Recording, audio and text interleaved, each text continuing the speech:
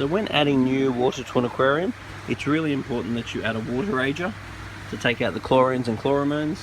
And then I will recommend, if it's a freshwater aquarium, I will put some carbonate powder on the basis that there's no carbonate in Sydney tap water.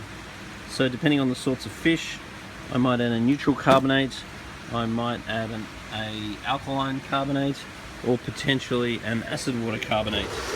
And that will raise the KH, not the pH. And I will add the carbonate to all new water that I'm putting into the aquarium. But I will also add conditioning salts, which are salt and trace elements according to the type of fish that you have. But the catch is, when you are putting in the salt, you've got to put the salt in for the amount of water that you're removing, not the water that you are topping up. So if you're doing a top up, you would add water rager and you would add carbonate powder. You would not add salt, because the salt stays in the water and does not evaporate. If you are doing a water change, it's not bad advice to just do your top up first. So add some water rager and add some carbonate, top the water up so you have compensated for evaporation, then do your water change, and you can add salt to the water that you are adding safely.